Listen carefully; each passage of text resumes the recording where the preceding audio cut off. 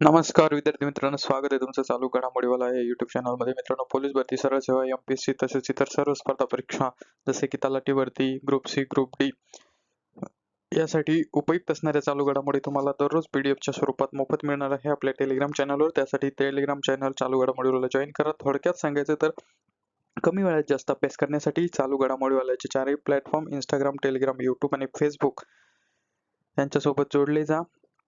आपण दररोज चालू घडामोडीचे महत्त्वाचे प्रश्न घेऊन येत असतो. आज 29 जुलै. सुरुवात करूया आजच्या व्हिडिओला 25 प्रश्नाला. आजचा आपला पहिला प्रश्न आहे, राष्ट्रकुल क्रीडा स्पर्धा 2026 मध्ये पुरुषांच्या 110 मीटर अडथळा शर्यतीच्या अंतिम फेरीत प्रवेश करणारा पहिला भारतीय पुरुष खेळाडू कोण ठरला? आणि या प्रश्नाचं उत्तर आहे ऑप्शन बी, तेजस शिरसे. दुसरा प्रश्न, भारताचा राष्ट्रीय विक्रमवीर तेजस शिरसे याने राष्ट्रकुल क्रीडा स्पर्धा 2026 मध्ये कोणत्या क्रीडा प्रकारात अंतिम फेरीत प्रवेश करून इतिहास रचला? तर उलटाही प्रश्न विचारला जाऊ शकतो. तर 110 मीटर अडथळा शर्यत. ठीक आहे.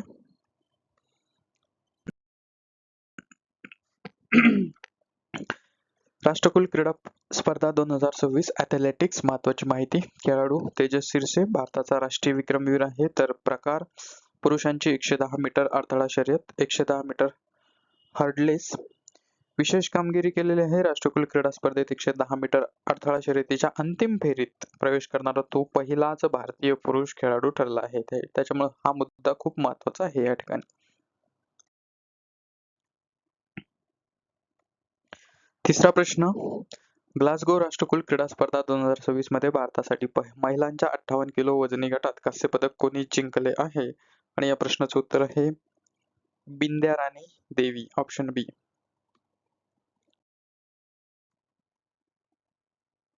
चौथा प्रश्न, भारोत्तोलक विद्याराणी देवी हिने ग्लासगो राष्ट्रकुल खेळामध्ये महिलांच्या 58 किलो वजनी गटात कोणते पदक पटकावले आहे? असाही प्रश्न विचारला जाऊ शकतो उलटा.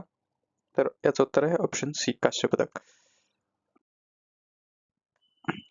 पाचवा प्रश्न, राष्ट्रकुल क्रीडा स्पर्धा 2026 मध्ये बिंद्या राणी देवी हिने एकूण किती किलो वजन उचलून कांस्य पदक आपल्या नावे केले? ठीक आहे. उलटा पालटा कसाही, तर 199, 199 किलो. आपल्याकडे 199चं रिचार्ज असतं, त्याच्यामुळे हे प्रश्न लक्षात ठेवायला सोपा आहे. महत्वाची माहिती, राष्ट्रकुल क्रीडा स्पर्धा 2026 वेट लिफ्टिंग. खेळाडू आहे बिंद्या राणी देवी, भारतीय भारोत्तोलक आहे. वजनी गट आहे महिला 58 किलो वजनी गट. पदक आहे कांस्य पदक म्हणजेच ब्रॉन्झ मेडल. आणि तिचं वैशिष्ट्य आहे तिने स्नॅच आणि क्लीन अँड जर्क मिळून एकूण 199 किलो वजन उचलून हे पदक पटकावलेले आहे. सहावा प्रश्न, ग्लासगो राष्ट्रकुल क्रीडा स्पर्धा 2026 मध्ये पुरुषांच्या 65 किलो वजनी गटातील वेट लिफ्टिंग मध्ये रौप्य पदक कोणी पटकावले? आणि या प्रश्नाचं उत्तर आहे राजा मुथुपंडी, ऑप्शन बी. सातवा प्रश्न, भारताच्या राजा मुथुपंडी याने ग्लासगो राष्ट्रकुल खेळात पुरुषांच्या 65 किलो वजनी गटात कोणते पदक जिंकले आहे? असाही प्रश्न विचारला जाऊ शकतो. तर रौप्य पदक, ऑप्शन बी. आठवा प्रश्न, ग्लासगो राष्ट्रकुल क्रीडा स्पर्धेत राजा मुथुपंडीने पुरुषांच्या 65 किलो वजनी गटातील वेट लिफ्टिंग मध्ये एकूण किती किलो वजन उचलून रौप्य पदक आपल्या नावे केले? उलटा पालटा कसाही प्रश्न आला तर आपल्याला आला पाहिजे. 286 किलो. क्रीडा विभागातले हे प्रश्न आहेत.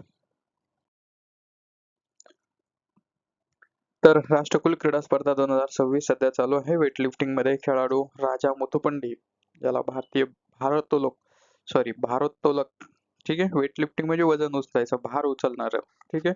तर दोन्ही शब्द आपल्याला जड वाटू शकतात कारण हे वजनदार शब्द आहेत. ठीक आहे. वजनी गट आहे पुरुषांचा 65 किलो वजनी गट आणि पदक सिल्वर मेडल म्हणजेच रौप्य पदक. वैशिष्ट्य आहे त्याने 286 किलो वजन उचलून ही चमकदार कामगिरी केलेली आहे. नववा प्रश्न, ग्लासगो राष्ट्रकुल क्रीडा स्पर्धा 2026 मध्ये महिलांच्या 53 किलो वजनी गटातील वेट लिफ्टिंग मध्ये रौप्य पदक कोणी पटकावले आहे? तर हे आहे ज्ञानेश्वरी यादव, ऑप्शन बी.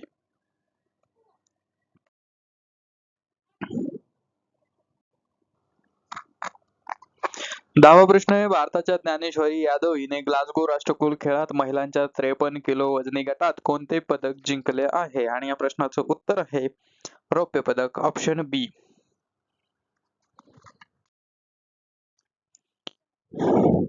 11वा प्रश्न, ग्लासगो राष्ट्रकुल क्रीडा स्पर्धेत ज्ञानेश्वरी यादव हिने महिलांच्या 53 किलो वजनी गटात एकूण किती किलोग्रॅम वजन उचलून रौप्य पदक आपल्या नावे केले आहे?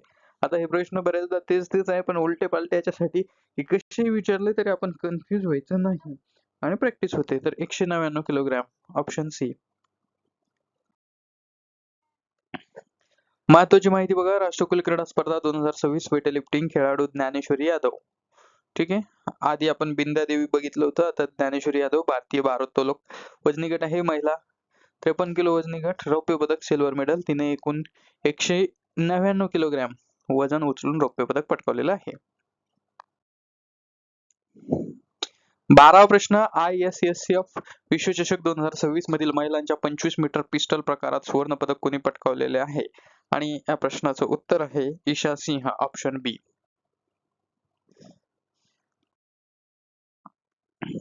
13वा प्रश्न, ISS विश्वचषक 2026 मध्ये महिलांच्या 25 मीटर पिस्टल प्रकारात भारतीय नेमबाज मनू भाकर हिने कोणते पदक जिंकले? तर मनू भाकरने कांस्य पदक जिंकलेले आहे, ऑप्शन सी असं या प्रश्नाचं उत्तर आहे.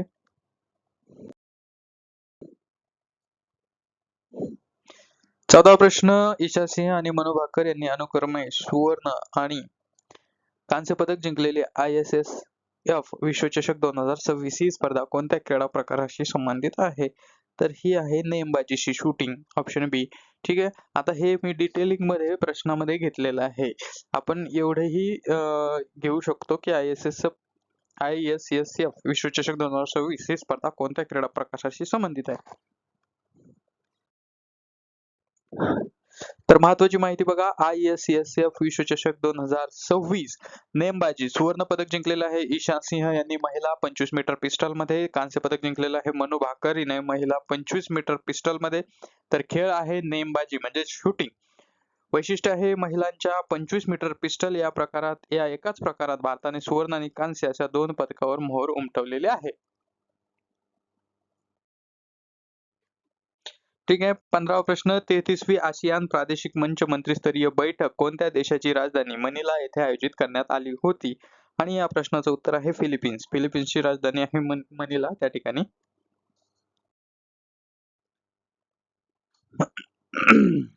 16वा प्रश्न, केंद्रीय शिक्षण मंत्रालयाअंतर्गत असलेल्या उच्च शिक्षण विभागाच्या सचिवपदी कोणाची नियुक्ती करण्यात आली आहे? आणि या प्रश्नाचं उत्तर आहे नरेश पाल गंगवार, ऑप्शन बी.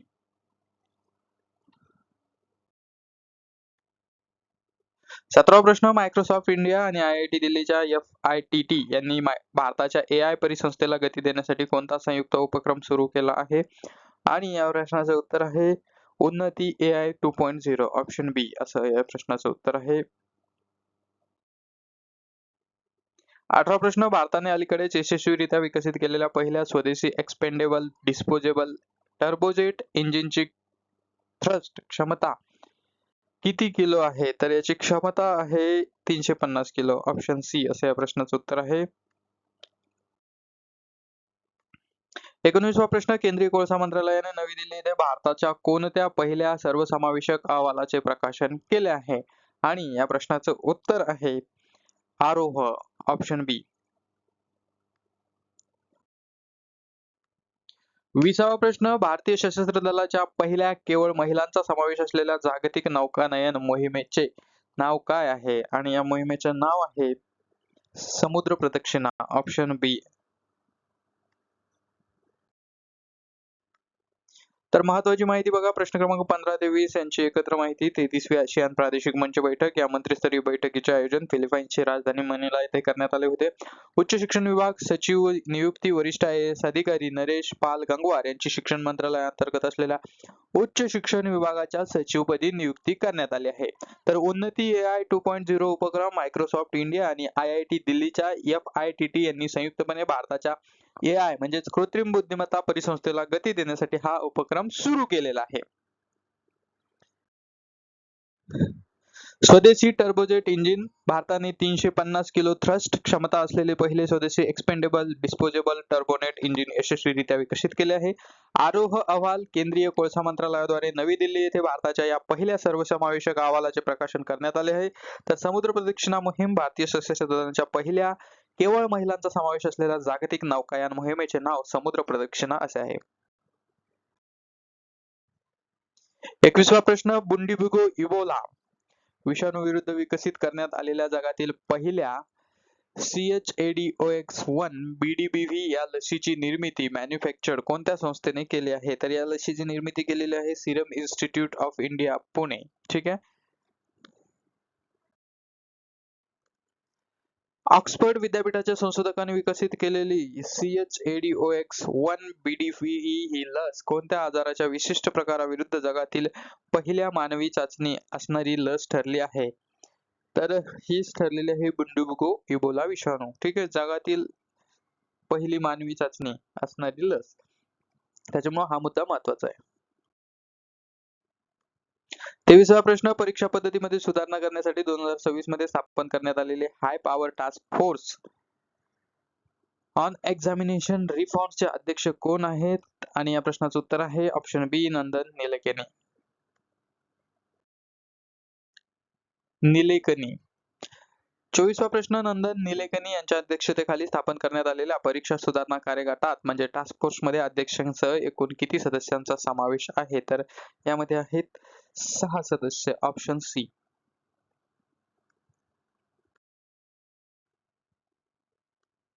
25वा प्रश्न 2026 मधील नंदन निलेकनी समितीपूर्वी वर्ष 2024 मध्ये परीक्षा पद्धतीतील सुधारणांसाठी कोणती समिती स्थापन करण्यात आली होती? आणि या प्रश्नाचं उत्तर आहे राधाकृष्णन समिती ऑप्शन बी. महत्वाची माहिती बघूया. प्रश्न क्रमांक 21 ते 25 एकत्र बुंडीबुगो इबोला लस मानवी चाचणी. बुंडीबुगो इबोला विषाणू विरुद्ध जगातील पहिल्या लसीची मानवी चाचणी 24 जुलै 2026 रोजी पहिल्या स्वयंसेवकाला डोस देऊन सुरू झाली. तर लस निर्मिती व विकास ही लस ऑक्सफर्ड विद्यापीठाच्या ऑक्सफर्ड व्हॅक्सिन ग्रुपने विकसित केली असून तिची निर्मिती पुण्याच्या सिरम इन्स्टिट्यूट ऑफ इंडिया द्वारे करण्यात आली आहे. तर परीक्षा सुधारणा कार्यगट परीक्षा पद्धतीमध्ये व्यापक सुधारणा करण्यासाठी नंदन निलेकनी यांच्या अध्यक्षतेखाली 6 सदस्यीय high power task force on examination रिफॉर्म्सची स्थापना करण्यात आली आहे.